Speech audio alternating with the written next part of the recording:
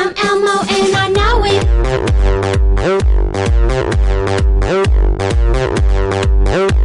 I'm Elmo and I know it.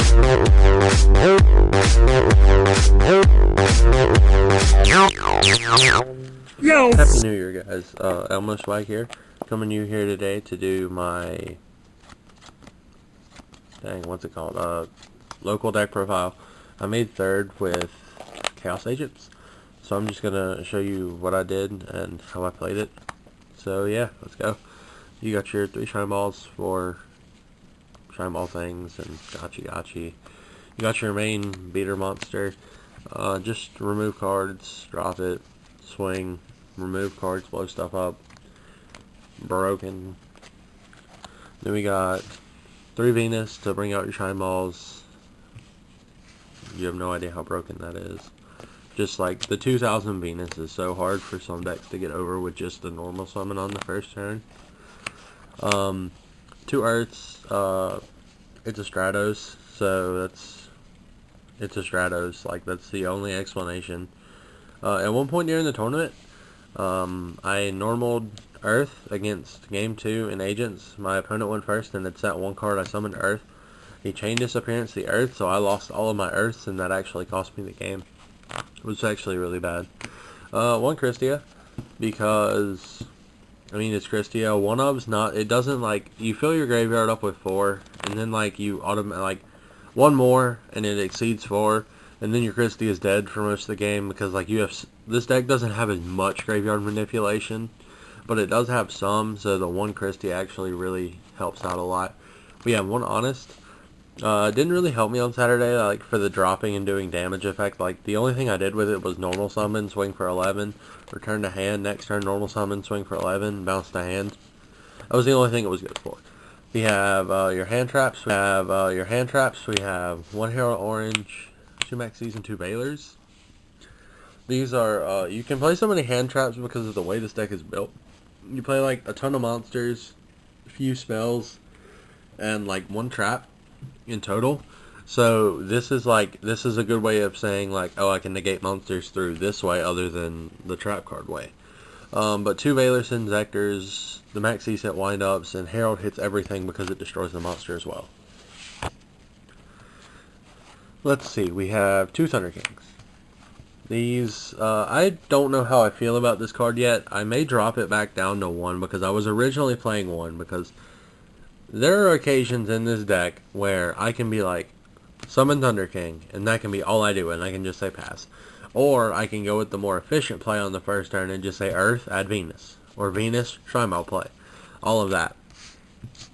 Yeah. So I'm really not sure how I feel about this card, because normally, like, every time I summon it, it gets killed by some way because I don't summon it till later game. Anyway. Let's see, we got 2 Tour Guides in your Sangin. Zenmain plays, Leviair plays, and their dark monsters, all that good stuff. Let's see, we got 1 Spirit Reaver.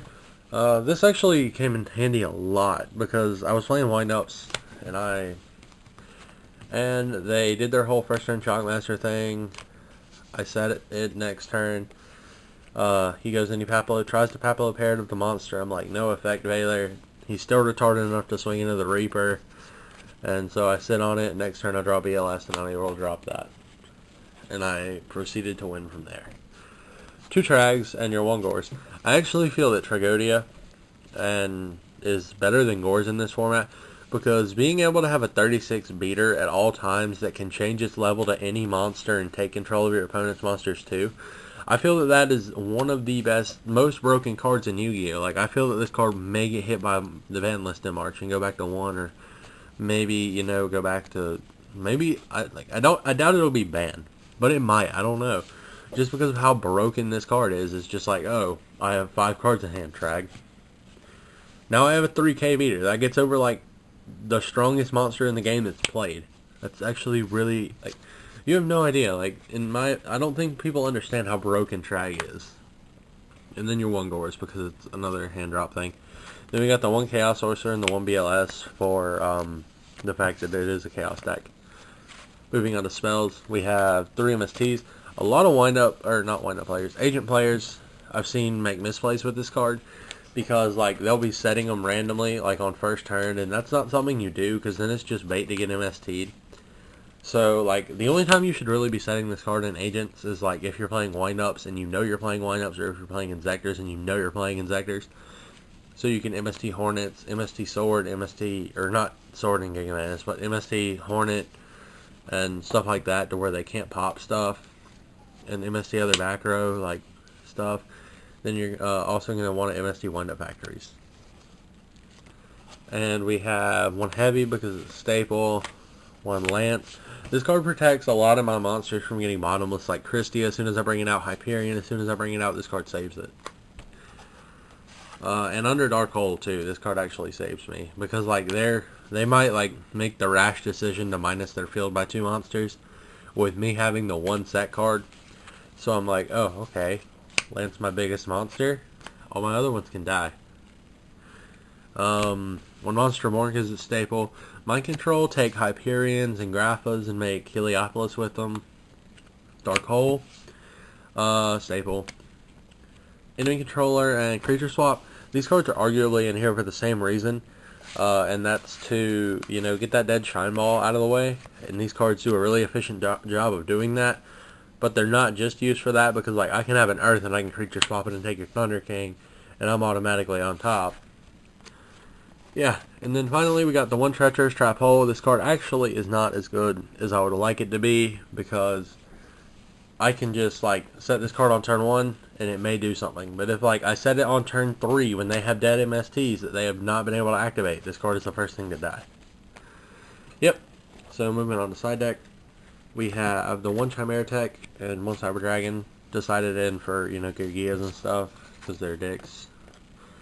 One Veiler goes in against Inzectors because you have a really bad Inzector match. You have no idea.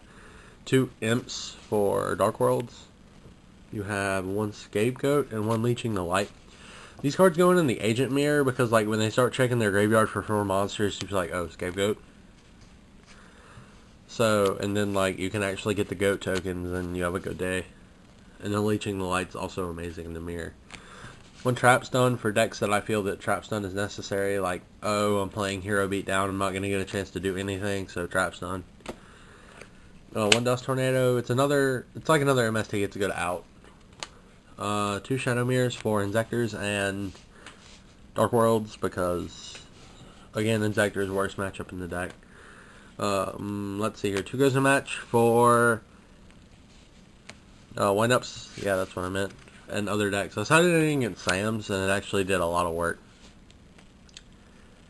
Finally, we got 2 Safe Zones. Arguably one of my favorite cards in the side, because I was playing Inzectors, and he goes Summon Centipede. He activates, I Herald Orange the effect, and it dies. He drops Dad. Like, I have a set monster in Gachi. He's removes the material, targets the safe zone. I flip the safe zone, and the Dad is forced to kill itself because of the effect. I thought it was pretty cool. And then you have the Gorse token, which is somewhere. Then we have the Gorse token. Okay, moving on to the extra deck. Just Stardust, Black Rose, Gaia Knight, Catastor, Armory Arm. Only thing I would like to make a note of with this part of the extra is like these are your synchros for like the Earth and you can sync and all that. But Armory Arm, I brought it out against, I believe it was the wind-up player. So he summons Thunder King, and I have what do I have? I think I had like an Earth on field or something, and he didn't attack for some reason. He forgot to. So next turn I summon Shine Ball, I make Armory Arm. Or no, that wasn't right. I have another monster, and like something he did wrong, and I brought out the Armory Arm, and I was able to equip, and I swung over the Thunder King because he didn't negate it. Let's see. We got Heliopolis because you take monsters and whatnot. You take Graphas and other Hyperions. One Gemini Pearl, just in case you ever need that 26 beater. One Zen Mains. Arguably a really good first turn play for this deck because it lets you draw into your cards while you wait for this thing to get killed, because most players don't, you know, sit there and be like, oh, I'm going to see an assload of first turn Zen Mains, so I'm going to like forcibly play a deck that gets rid of first turn Zen Mains. One Leviathan, actually better in this deck than most because, you know, the ability to have a 29 Leviathan is actually really, really nice. Leviair has a lot of good plays with this deck. One good play with Leviair is you can banish Venus for Hyperion before activating the effect, and then summoning Tour Guide, getting the other Tour Guide, make Leviair, detach, get the Venus, pay your 15, overland a Gotchi, and then creature swap the third Shine Ball to get one of their monsters, and that's close to game. Then we got one Acid Golem for decks to play Skill Drain, one Tempo for, actually, I kind of want to try a play where I bring this out on first turn against windups and see how it hurts them. I don't know, it might not work, but I still want to kind of try it. One Gotchi, prod him out like at least 20 times. That goes to Phoenix, brought him out once and they got Herald Oranged. It swung for 15 twice and then they got Herald Oranged. So, finally one Dark Mist, because I've only ever brought it out, even in playtesting, one time, and it was to get over a Megalo. But, I mean, it works pretty good. His attack boost is permanent, so that's actually really good. Alright, so that was my agent deck I got third place with at Locals on Saturday. Happy New Year, guys, again, and this is Elmo Swag. Remember to comment, like, subscribe, and thanks for watching.